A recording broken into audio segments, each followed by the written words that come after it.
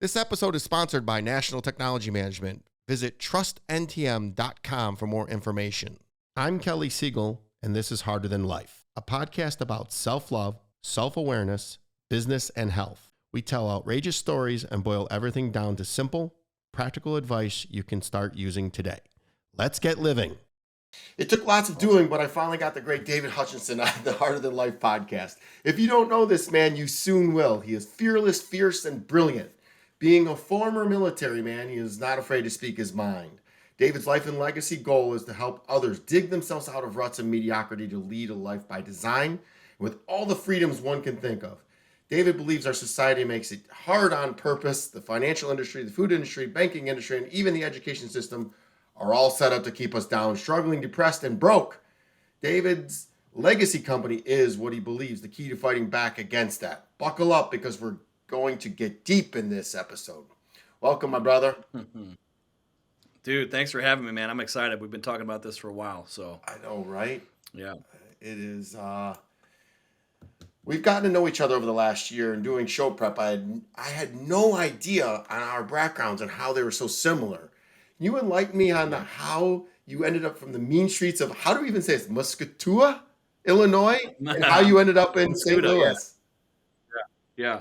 Well, it's not too far from St. Louis, but it's a little farm town, and it's actually Musketua is our mascot was an Indian, right?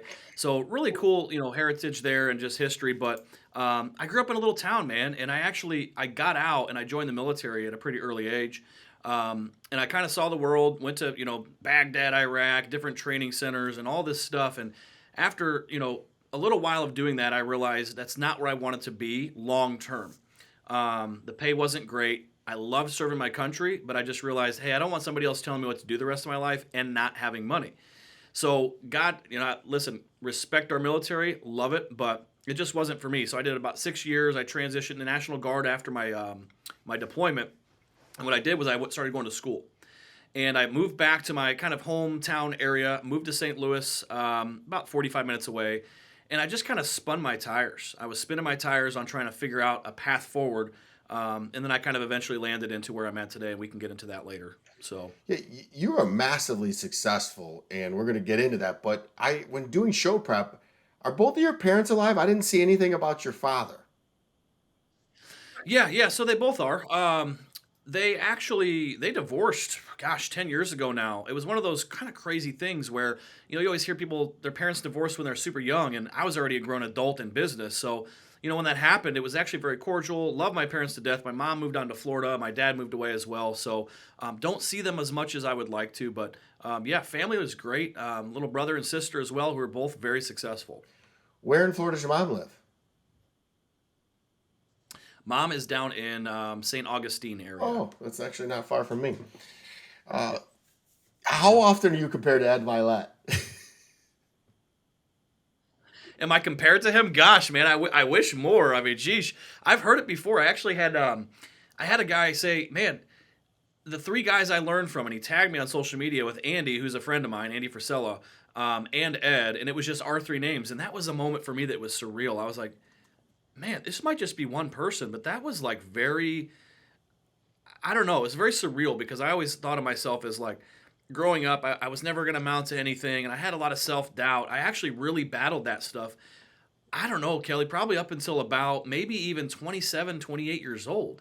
So I really spun my tires early in life before I really blew up my businesses because I just had a lot of self-doubt, and I think a lot of people might identify with that, but that's really why I wanted to get on your podcast, was to kind of talk about, like, when you become harder than life, when you fabricate and forge yourself into someone that is not insecure, and maybe you still have some insecurities, but you're not an insecure person, right?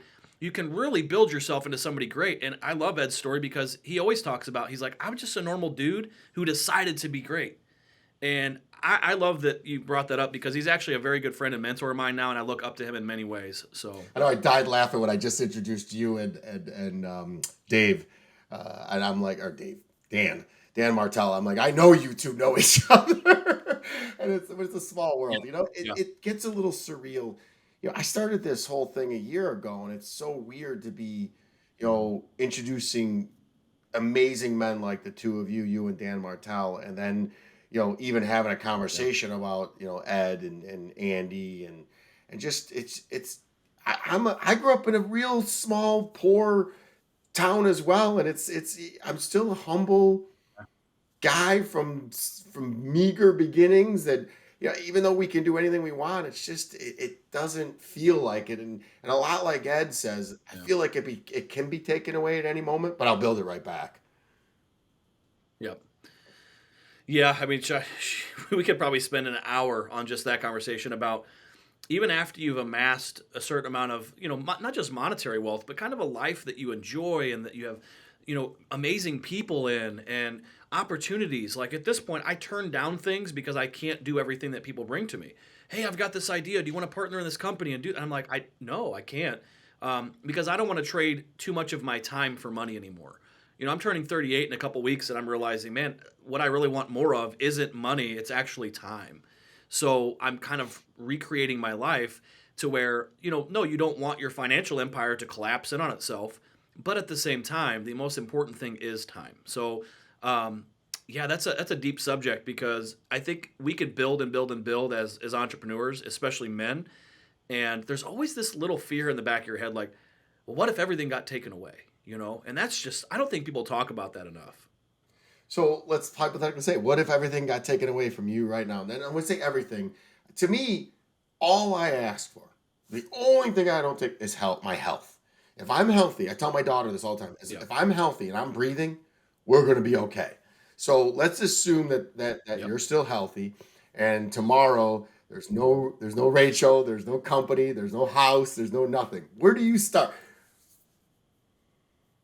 Honestly, man, you take a big deep breath and you just sit there and you just meditate and you're like, all right, the only things I can control right now is my mind, what I'm thinking, which is the driver for everything else physical. Like we're a physical being, yes, but we're a spiritual being inside of a physical body. So for me, it's you just get really crystal clear on, okay, well, what happened?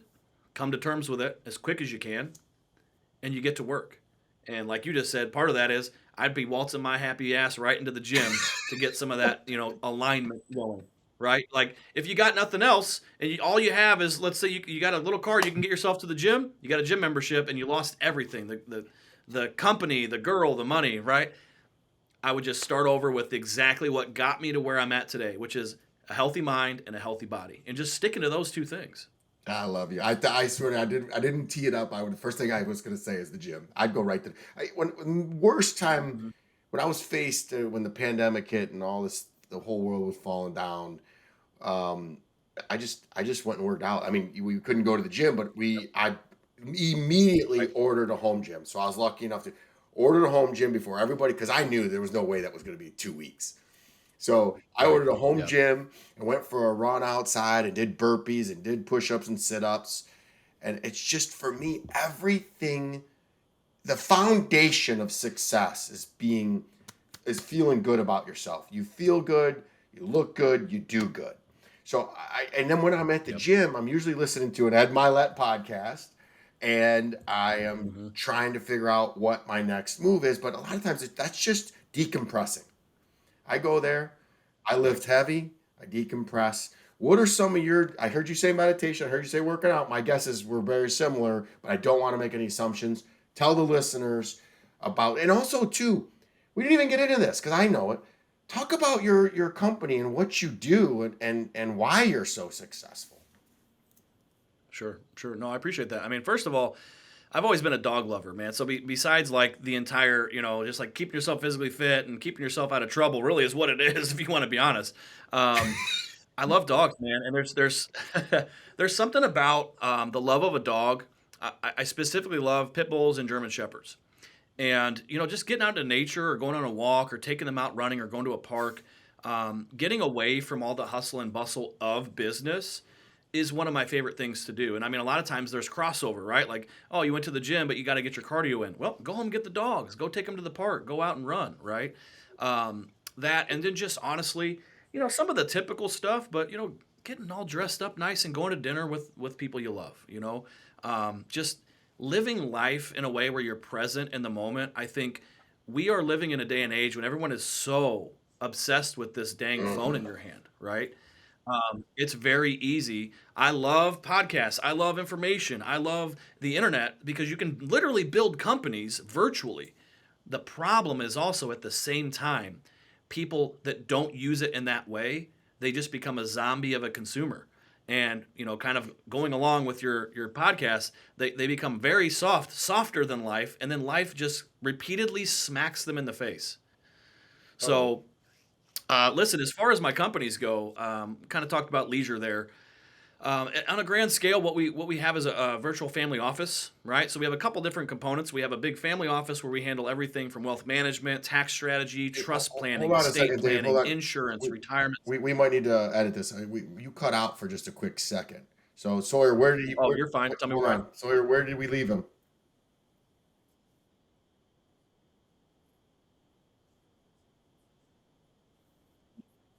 So, okay. okay, all right, You my want me to bad. pick back up where Yeah, just start talking about your that's company fine. again. You want to pick companies? Okay. All right. I'm usually pretty good at this kind of stuff, just cutting back in. So, kind of talked about leisure a little bit there, but as far as my companies go, the overarching business model is what we call a virtual family office. So I actually have 4 or 5 different partners that we specialize in different areas. So we have the family office, we have legal services, retirement services, wealth management, estate planning, insurance, pretty much anything when it comes to money. Aside from buying and selling businesses, we're kind of the one-stop shop, right? So my specialty is insurance and private equity, cash flow planning. And then what we do really is help people to kind of come into alignment with really what they're wanting out of life with their money or their business. 80% of people we work with are entrepreneurs, but we do service, the white collar, blue collar, middle class America as well. So I love what I do. About 2 years ago, I realized that I wasn't a traditional financial guy, obviously. I mean, look at me, right? Like a lot of people are like, what do you do for a living? When I first moved into my subdivision that I live in now, that we're going to be moving out of in the spring, there was literally a rumor going around that I was a drug dealer. I got I that was like, yesterday, by the really? way. Because I drive nice cars, right? I got that yesterday from my daughter's friends. Said you're in the drug cartel. I said, yeah. Ask them how Hmm. many birds they want. She Yeah, goes, what's that? I go, kilo cocaine. yeah, yeah. It's funny to me. I mean, it's kind of sad too because I guess people have in their mind this very fixed. Well, if you're rich, you have to be a doctor or a lawyer, or you have to own a business, and you need to be clean cut. I mean, I'm pretty clean cut with my hair, but yeah, I work out and I've got tattoos. Um, but yeah, I mean, what's interesting is I don't. Go ahead. I didn't say anything. Oh, sorry, I didn't hear what you said. Um, it's interesting. I definitely. I've always been the guy to break the mold. Like, I don't like being put in a box. You know, when I was in the military, it's like, hey, you can be rough and tough and be in shape, but for the most part, they don't really educate you on a ton of stuff outside of your career field. I never really wanted to be the guy that was, hey, rough and tough Mr. Rambo, but didn't have an intellect about him. I also, once I got into the financial industry and started sitting at a desk, realized everyone around me just was kind of cut from a certain cloth, which is not in shape, not sure of themselves, and a lot of mid-tier financial guys not great in their health, right? Just not. So I looked at the entire industry and I was like, well, I don't want to be that. So when I kind of shifted into my own deal and we got partners and we kind of created our own thing, my image, you won't really see me a ton. I have maybe 1 or 2 pictures where you see me in a nice suit and whatever. For the most part, I dress how I want to dress. I kind of look a little bit different than the industry, and that's for a reason because I want to send a message that you don't have to be put in a box. You don't. So, This is why we get along so well. So yeah, I own an IT company. So I walk into a room and everyone's like, you don't look like an IT guy.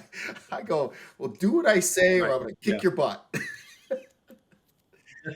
If anybody wants to find more out about David's company, it's Our Legacy Company, spelled just like that, OUR, legacycompany.com. He's tremendously successful. He is being very modest. If you follow him at David Hutchinson on Facebook or Hutches_legacy on Instagram, you'll see he's building this beautiful home in the woods, and he's just redefining Mhm. excellence and what it should be. Dave, you're actually I met you through Ashley Cox regarding love and relationships. You've been much Yep. publicized relationship with the amazing Rachel Oxenfeld.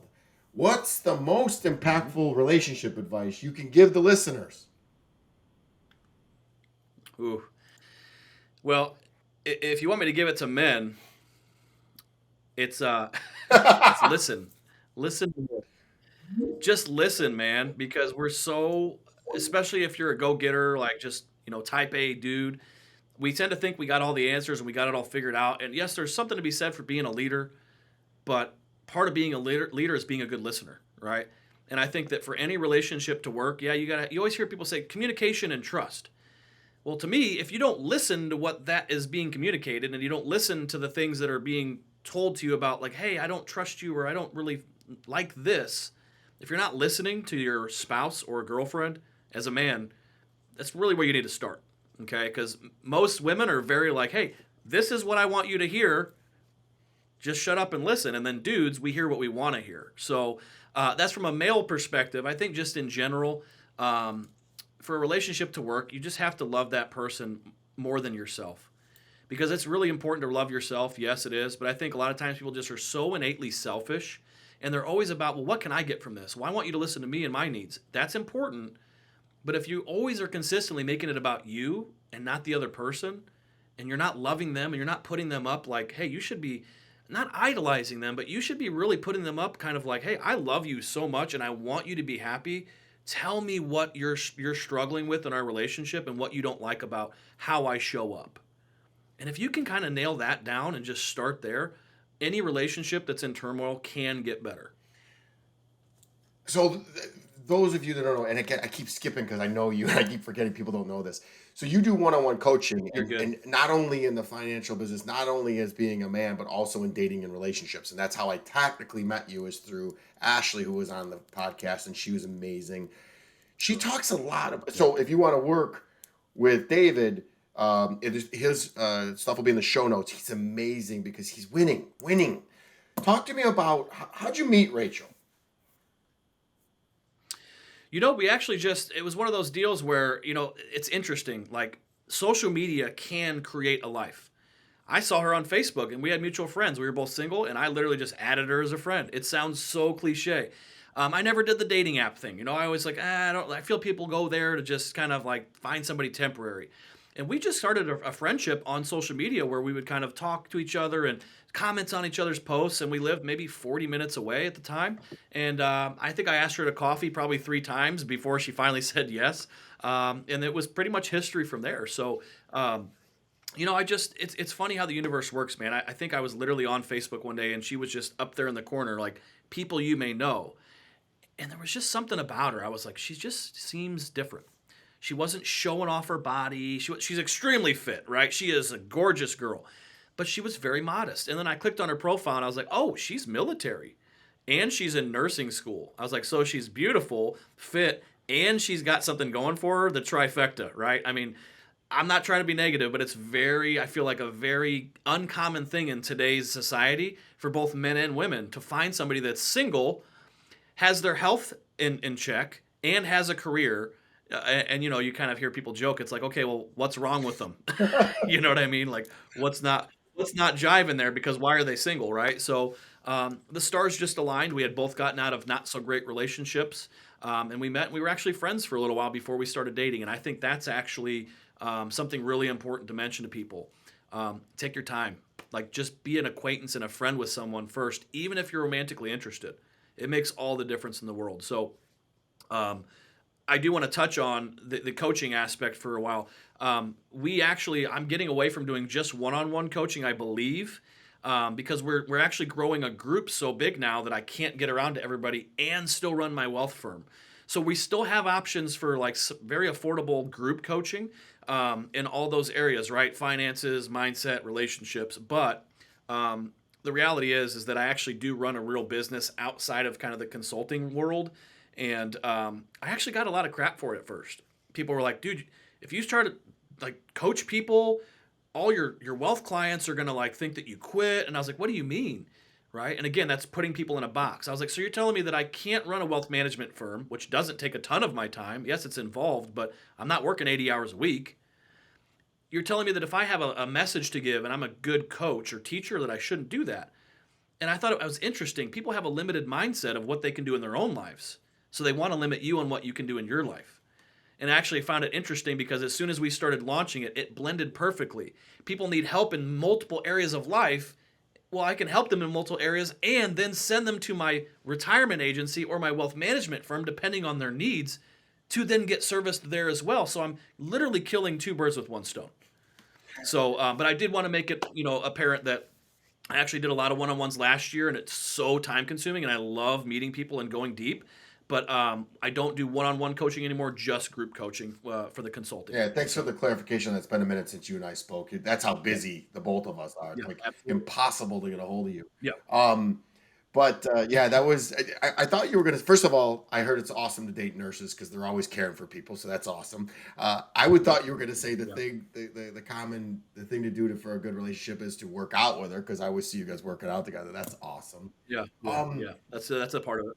Yeah. what what are the most common mistakes men make in dating? Because you seem to be winning this, and how does that relate to all this feminine and masculine mumbo jumbo that everybody's Ooh. throwing out there?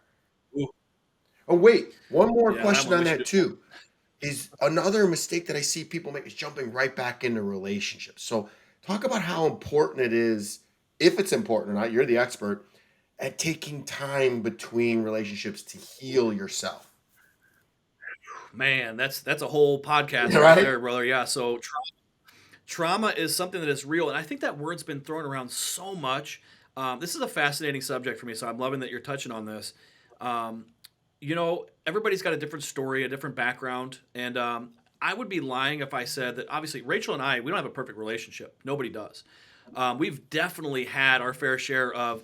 Listen, she's not just a nurse. She is a very headstrong, like I said, prior military. She was a medical in the military.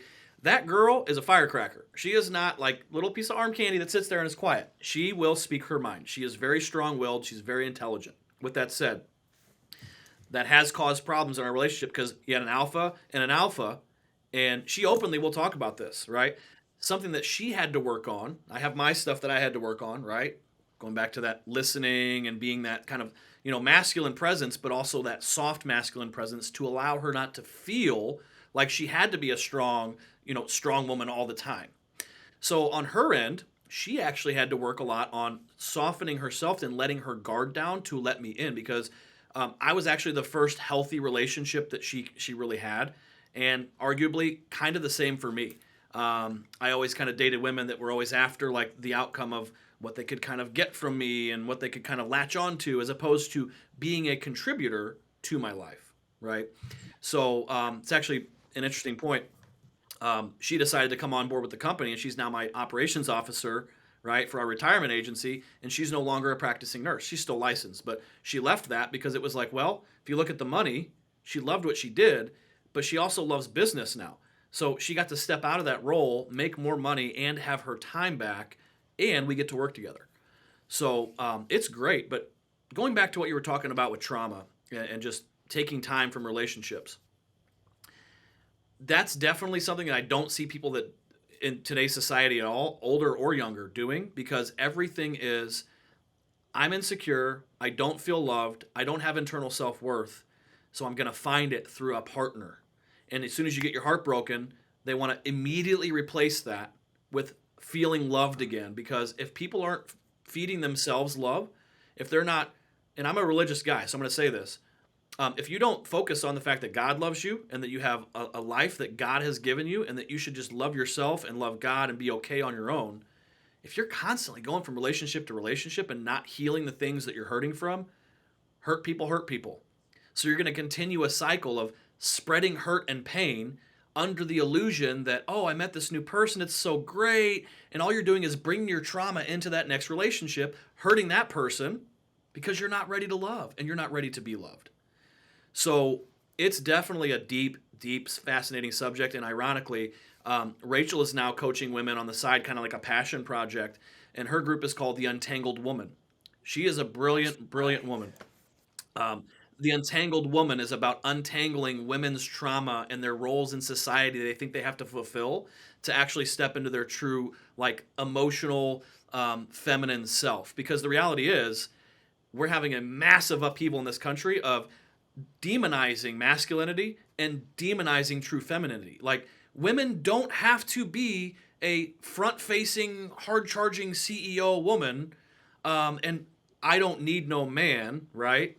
That's actually not how relationships are designed by God. And likewise, men are really not supposed to be this like this weak, can't do anything, can't protect a family type guy that society is pushing that now too. So it's almost like we're trying to make women tougher than men in society, and we wonder why our next generation is confused. It's kind of crazy. So I love what she's doing. For any women that might listen to this, hey, go check out her stuff. Untangled Woman by Rachel is awesome because she's helping women to kind of navigate through a lot of those conversations. So You're such a good partner, co-creator. Look at you, just feeding her to that. And I love her. Those of you who don't follow her, she's phenomenal, and she's just as sweet. And funny the thing you say, strong-willed. I wonder who gets. I'd love to film you guys to see who gets more of the words in, because you are a strong-willed boy. I always love when you get on one of your rants on some of my comments. You give the guys the business, man. And that's a shameless plug. My app will be out Monday. It's Harder Than Life in the App Store. And I'm basically what I'm gonna do is a nice. community of assassins like us. I want to take the 1% of the positive influencers and positive people who are growth minded and create a community, a social media community for just them. And I put a guidelines, 5 That's growth awesome. minded guidelines. Yeah. They can be honest, vulnerable, fun, and growth minded and positive. And if somebody jumps on and is negative and starts yelling, we're going to refund their money and kick them out. This is all for charity. So I'm just going to put, Right. and I want to have you in, because I want to, for personal development, I'd have you, and some love and relationship stuff, I want to have you. But yeah, that'll be available Monday. And I'm tired. And you kind of inspired that, whether you know it or not. I don't want to Really? sit there and listen to people complain because I go to the gym every day. It works for me, man. Yeah. I don't take the steroids that everybody claims I do. I just got beat Right. as a child by my stepfather. So I started working out to protect me. And you know what? It Yeah. creates advantages. When I walk into a room, people want to know. So I continue with Yep. it. It's my safe. Just, I don't ask people why they drink or they do drugs or they smoke weed or they eat every day. My sanctuary is that gym. So yeah, this is going to be. Yeah. It literally is just a positive community for us to hang out. I think you're going to get a ton of business out of it. People like you and Rachel are going to just love it. And I put a million Awesome. member goal, but I might be real low on that. And all the proceeds go to charity. It's $11.99 a month. I'm not gonna be freaking. There's no algorithms. There's no filters. There's no censoring. It's just real and raw and positive. So That's awesome. download it when it comes available. There's a couple things I forgot to talk about. You like I saw that you guys are adopting another dog, and I put a post up this morning, and Ed, our mutual friend Ed, talks about how we can learn a lot from our dogs, and it's amazing. He was so spot on. Like, if you step on your dog 10 seconds later, he's back loving you. If you did that to Rachel, Yep. she'd be like, "What's wrong with you?" You leave your dog all day long, and you come back, and he's happy to see you. He's not mad at you, like if you did it to your specs. It's just, and they're always happy. Talk, they wail, and they just run after things with reckless abandon. It's all things that we can learn life. I posted yesterday that my dog, we went through walking through a snowstorm yesterday. And funniest thing, David, I don't know if you know, I have a little Yorkie, 10 pounds, because I travel back and forth from my Florida house to here. So it's just easy for me to carry the little guy.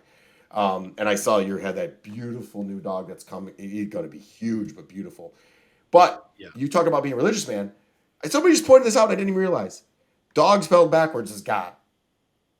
Mm-hmm.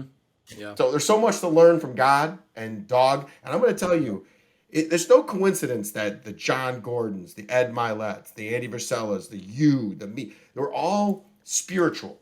And I believe in God. I believe we are made God-like. We are all godly. Yeah. It's we mess it up and try to be other than godly that screws that up. So that's my little rant for a second.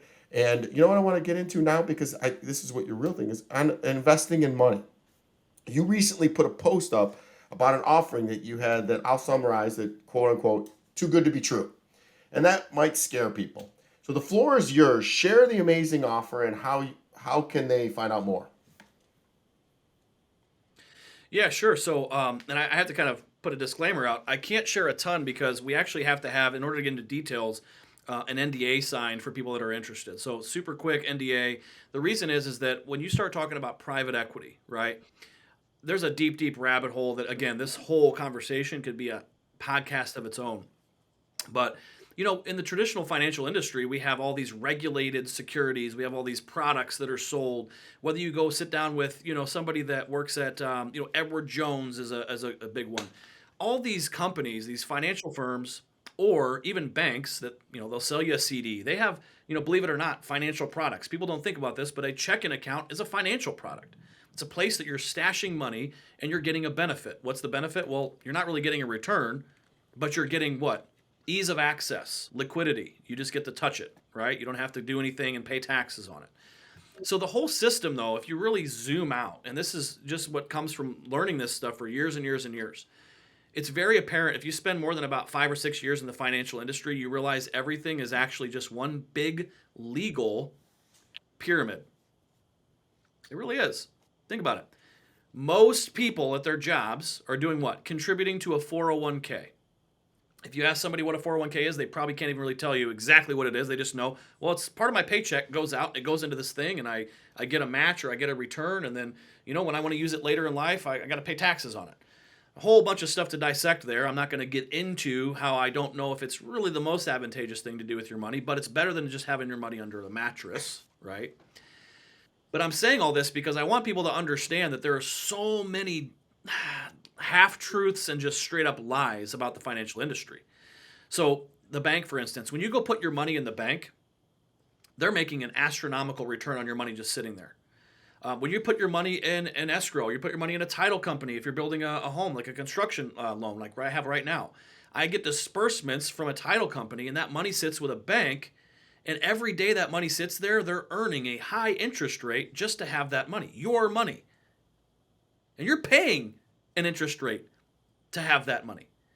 So the banking industry, the financial industry, is all about how can we leverage all of the people's capital in America to benefit them, and then we get the scraps. Yes, mutual funds, stocks even, bonds, all of these things are kind of rigged for the quote-unquote casino, for the house to win.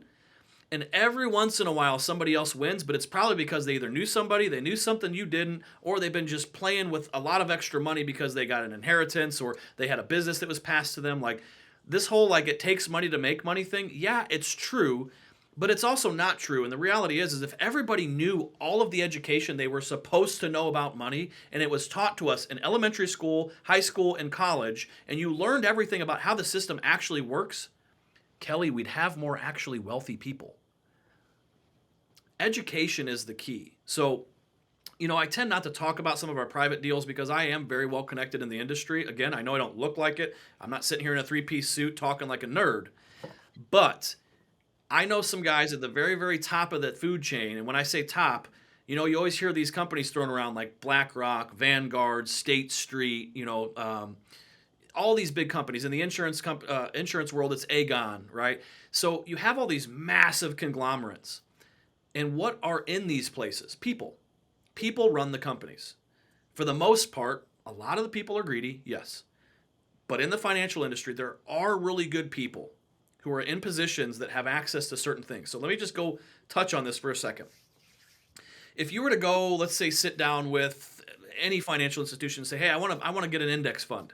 I want to put $500 a month away for retirement. I want to put it into the S&P 500 index, and I just want to live off of the rising returns. And if the market goes down, I'll take the hit, whatever. That's a whole different conversation. I won't go into that, but sequencing of returns, actual returns versus averages, it's all just this convoluted lie, and it's made to confuse the consumer on purpose, right? So that you just go, well, I guess I'll just go do that 401k thing.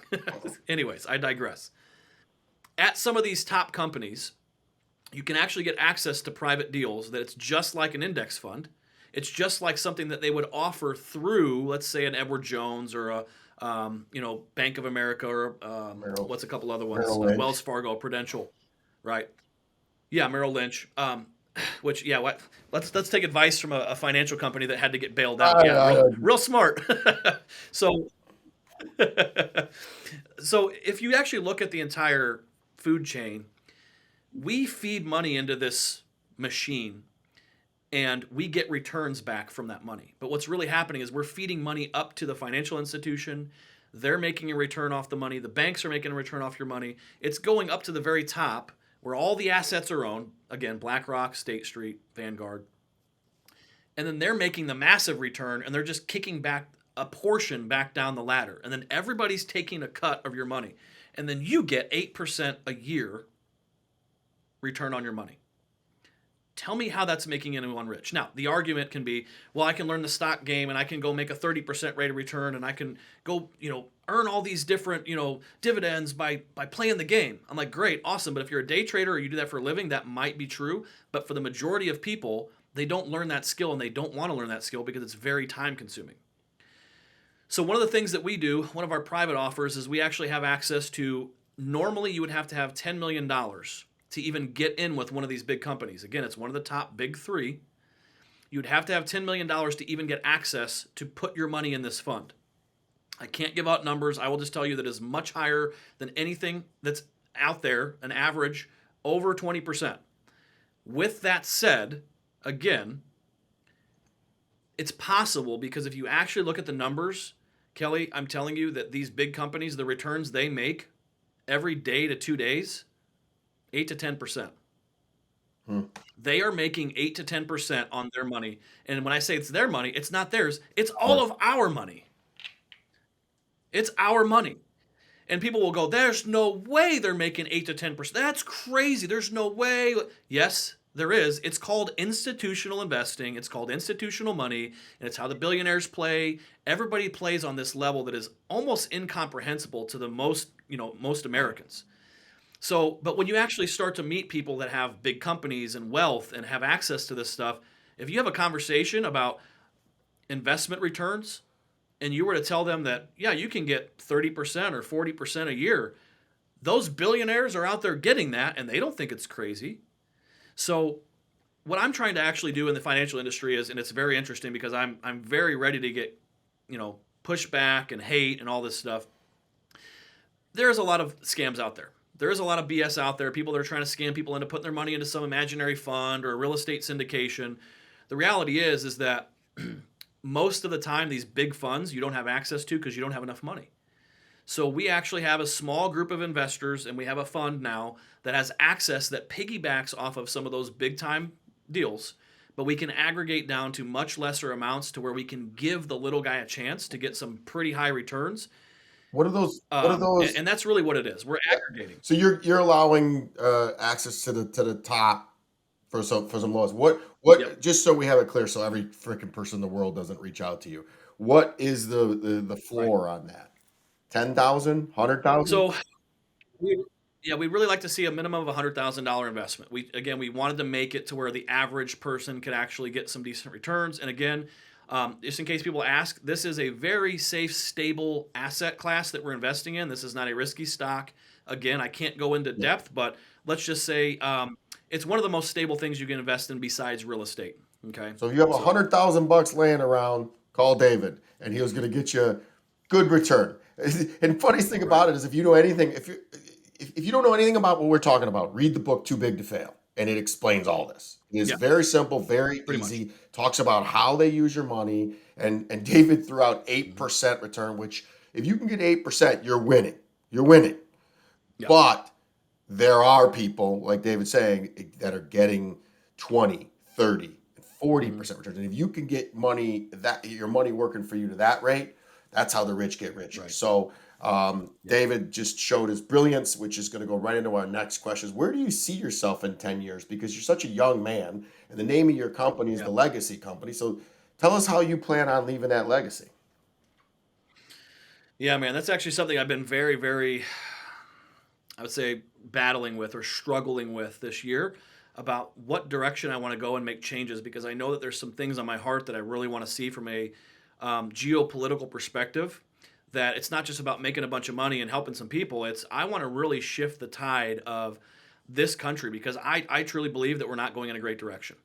Not just economically, but in between people and how people view each other, and just kind of like emotional, just a big pot of just, I feel, anger and strife and trauma, honestly, out in the world. So that's one of the reasons I wanted to step into the consulting space and start growing a community of people, because at the end of the day, people are what makes the world go round. And the more people that are good people that want to see everybody else win, they want to see people get healthy, they want to see people fight the system. Again, like you said, my intro, the food industry, the financial industry, the entertainment industry, the pharmaceutical industry, all these industries by design have kept the American people, and really just everybody, but the American people specifically, sick, downtrodden, hopeless, and broke.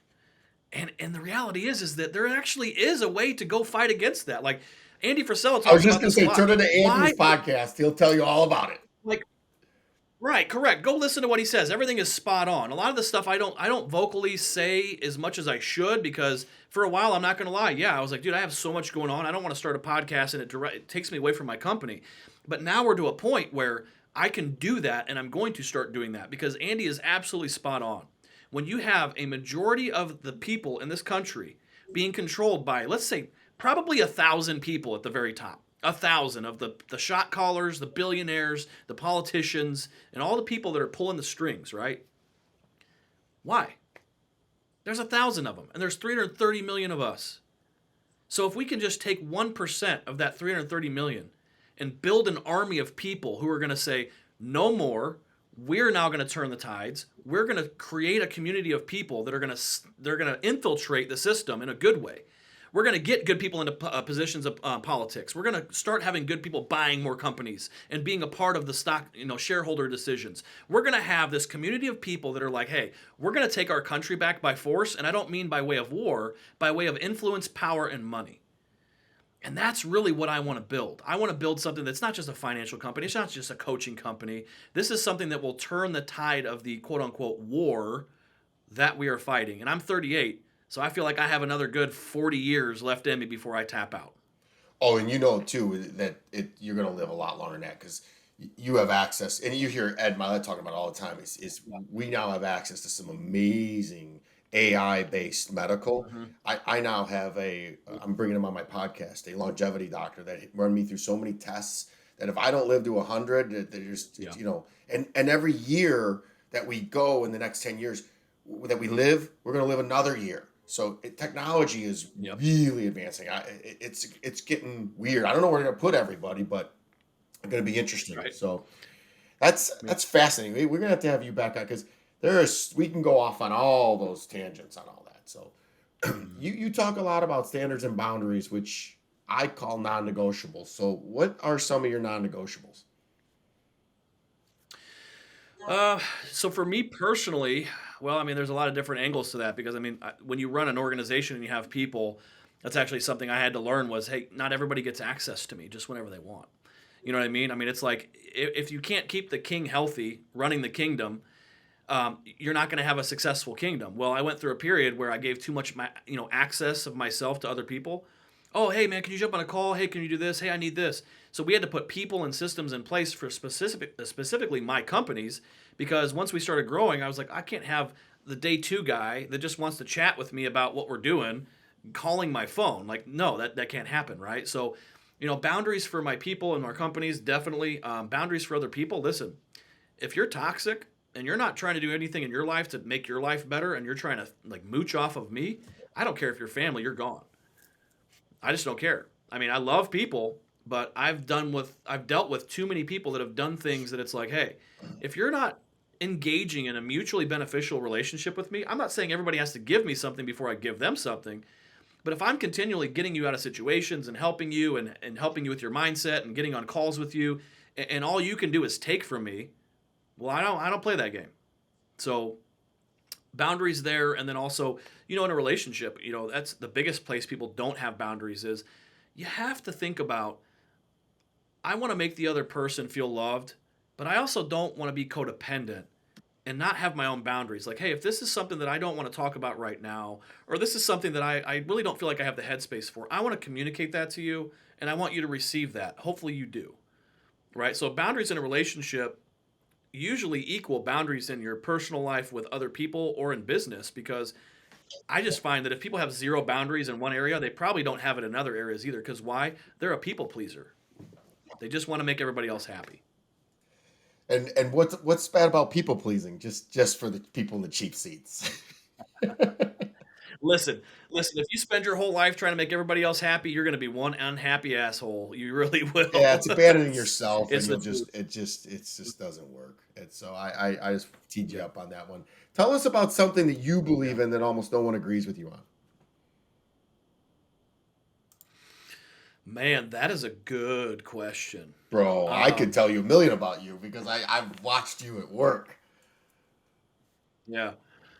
I think the biggest one, going back to the political conversation, I think it's half and half. But the people that don't believe this, like, if you don't believe that there are greedy people at the very top of the food chain of this world pulling the strings on things, I don't know what to tell you. You're living in a la la land. It's just the reality. If somebody set $2 million in a briefcase on your front door, what most people do, most people, sorry, I was getting a call there. What most people are going to do if they got $2 million coming into their world just given to them, they're not going to question it. They're just going to take it. They're just going to turn a blind eye. Was anybody looking? Oh, I'm just going to take that briefcase. Ooh, $2 million. What's that called? Greed. It's called greed. What if it was dropped off on the wrong door? You didn't think to go take it somewhere and be like, hey, I just want to be honest about this. No, they're going to take it. So what does that tell you about human nature?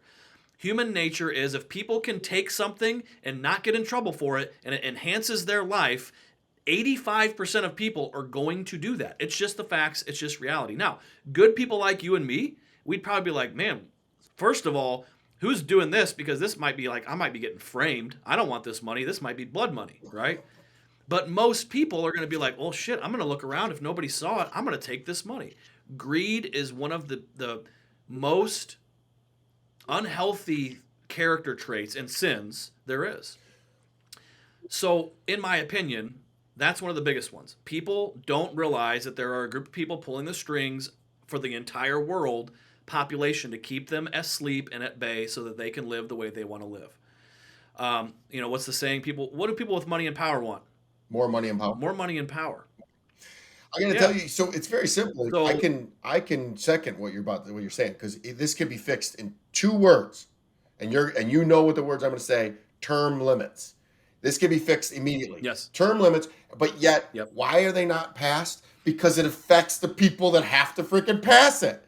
So if they weren't greedy, they would go, you know what? You're right. We need new blood in politics every so often, and yet they don't. I mean, somebody being in politics for 50 years, going in poor and then coming out a gazillionaire, tell me the system is right. That's wrong. That's not serving the people. By the way, this is a weird question. Why don't you run for public office? I get asked that a lot. And it's definitely something I'm considering. I'm trying to weigh the options in my mind of, it's kind of like, it comes down to the whole people pleasing versus your mission in life conversation, because the reality is there's a part of me that thinks I would be good at it and I would really affect some change. And there's another part of me that thinks maybe I could affect that change easier and in a better, more impactful way this is going to sound totally out of left field, bro, but you and I both on this conversation have made comments about, well, we want to start a community of like-minded people that are going to turn the tide, right? Well, what if one day there's no longer just Democrat and Republican? It's the Libertarian Party that's never really become something. What if there's another party that's created that's so massive, and it's people from the Republican Party that are sick of the shit the same way, the Democrat Party that are sick of the shit that's the same way, and they all kind of combine together and say, you know what, we're going to leave the crazy right-wing extremists over there, and we're going to leave the crazy left-wing extremists over there, and we're going to start a new political party that's just going to be the new normal of people, just good people. So I'm trying to think bigger on a human consciousness scale of like, what needs to massively change? It's kind of like our educational system.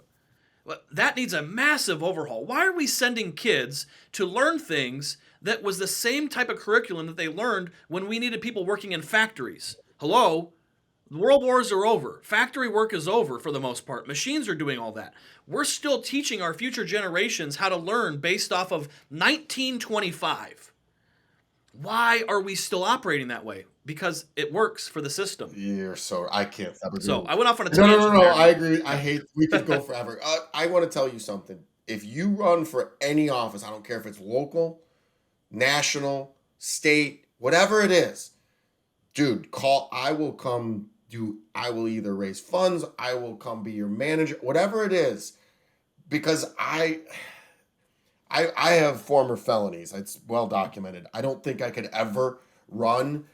I don't know. But I would love to be a part of something. I'd love to see Andy do it. I'd love to see Ed do it. Somebody needs to get up in there that doesn't have an agenda. That's why they don't like Trump. I'm not saying I like Trump. I'm not saying I don't like. I'm just saying he doesn't march to the beat of his own drum. He can't be controlled. That's why they don't like him. And that's what would happen with an Right. Ed Milet, an Andy Frisella, a David Yep. Hutchinson, a Kelly Siegel, because we're gonna do some Right. things that probably wouldn't help us. That would help the majority, and that's where I agree. that's you see it every day in our companies. Everything I make for Yeah. Harder Than Life, I donate. So Yeah. I have no Awesome. greed. I don't need anything. I don't need any of that stuff. So I digress. We can go off on tangents forever. Yeah. But if you do that, please let me know, and I will be on the next plane down there and form a freaking an assembly line of assassins and savages that'll go door to door and get you elected for whatever it is, because we need more freaking blood in Congress. And the agree. number one thing, if I was president, and I'm going to digress for just 2 seconds. I'm sorry. I would break up the two houses. You'd have to sit with each other. Yeah. These guys are all fucking Yep. friends. Why do they have to sit? Yep. The Republicans on one side and the Democrats on the other side. Hey, we're not in Yep. freaking kindergarten. Mingle. Yeah. How The do you, illusion. I say it a million times. Andy Illusion. says it too. You need both wings to freaking fly. United, Right. we stand. Divided, we fall. And what do we show us right in the freaking house? Division. Right. Stupidest thing. Sorry. Mhm. If you could create one No, you're law, good. what would it be and why? Ooh, wow. That's a good question too. One law, like just nationally, nationwide. It could be a world law or a national law.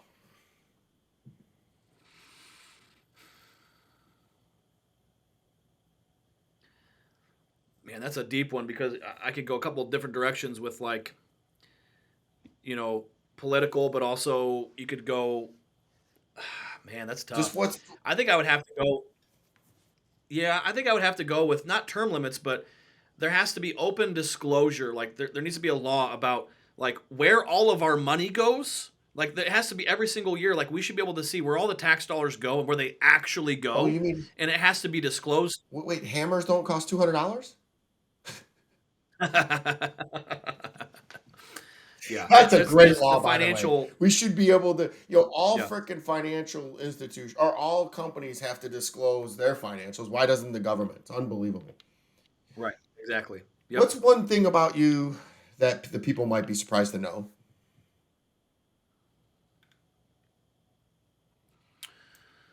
Huh.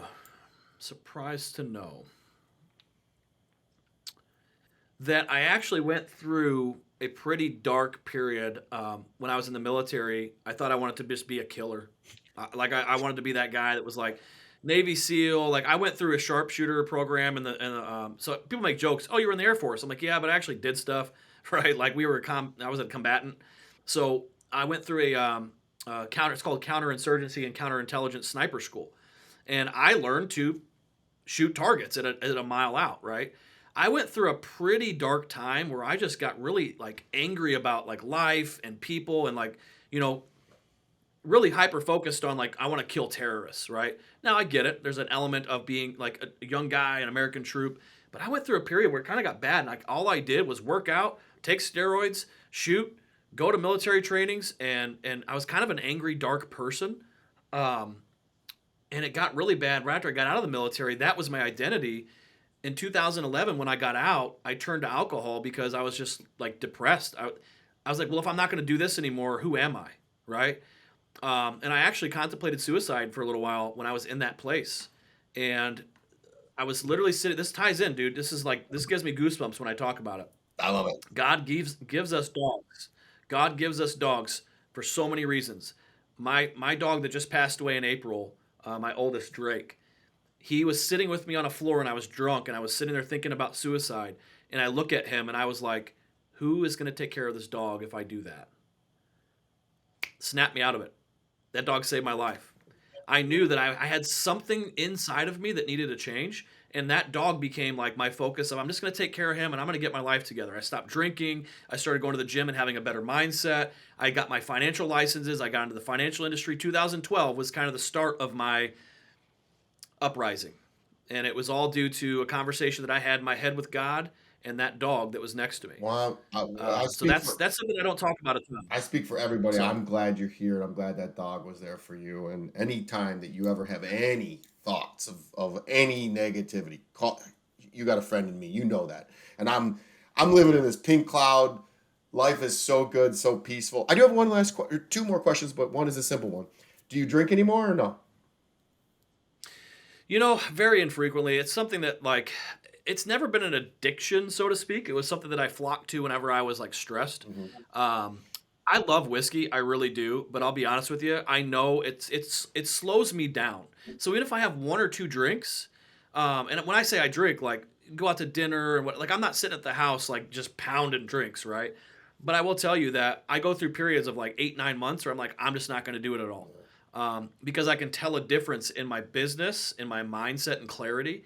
So it's one of those things where, yeah, every once in a while I will, but for the most part, it's not a staple of my life anymore. And I'll be real, there's sometimes I contemplate just getting rid of it altogether because it's it really doesn't serve a purpose besides having one with the occasional cigar. Yeah. So I gave it up for that reason. And then that's when everything just went.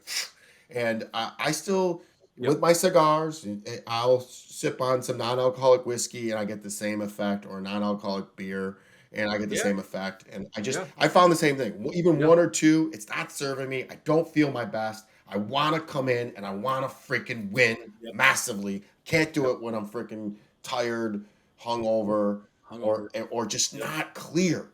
So one more question. If you could leave me with one piece of advice, what would it be? Well, if it's a blanket for all of the people out there listening, I would say, guys, just get more serious about your life because it's ending one day at a time. There's such a great life to live out there, and your mindset just can switch from negativity to positivity so quick. And just get more serious about becoming a better person because I promise you, nobody's going to be upset that you're showing up as a better person, that you're healthier, that you're going to be around longer, that you're just easier to get along with and you love better. Nobody is going to be mad that you get in shape and you change your attitude. There will be people that don't want to that don't want to look at themselves, but it's okay. We're not worried about those people. Yeah. David, this has been awesome. I love you very much. I'm grateful for you. And like I said, man, now that I really got to know you, I mean, we text a lot, but man, let's form a closer relationship. If there's anything that you need, man, holler at your boy.